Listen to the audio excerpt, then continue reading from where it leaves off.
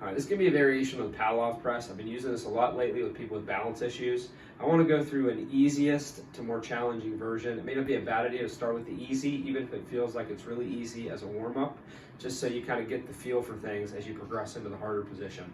So the key for this is I have a band anchored to something next to me. Usually closing in a door works well for at home. I'm going to bring the band into my chest, right?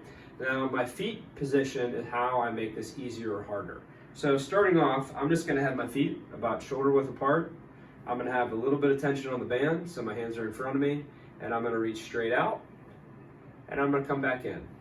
So this band is pulling me this direction. My trunk has to work a little bit, but not all that hard with a wide base with my feet. So I'll start off with 5 reps as a warm-up. Now this is fine. A harder version of this would be to take my feet and bring them all the way together. Now my base support is a little bit more narrow. Same thing. So the upper body motion is never going to change, right? 5. Now, if this isn't so bad, I'm going to take one foot and I'm going to take it a little bit forward. So I have kind of my toe touching the heel of my front leg. And then I repeat, right? If I want to make that a little harder, I'll go from this little bit of an offset position to a full heel to toe, okay?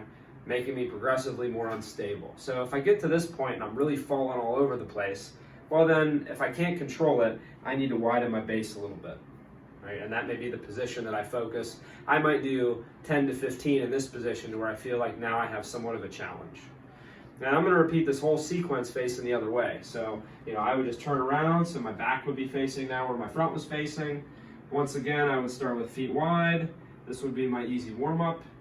Feet a little bit more narrow. Easy warm-up.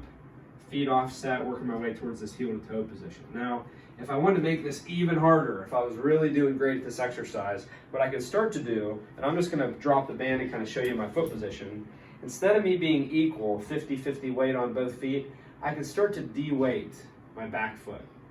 Almost like I'm getting ready to take a step, okay? And say the full heel to toe position was too unsteady, I could be in this offset position and say, all right, well, I'm getting better at this, but the heel to toe still doesn't feel good. I could do the same thing. I start to go from even weight on each leg to just taking some weight off of the back leg. Like I'm getting ready to take a step. And I would do my same pressing motion in this position.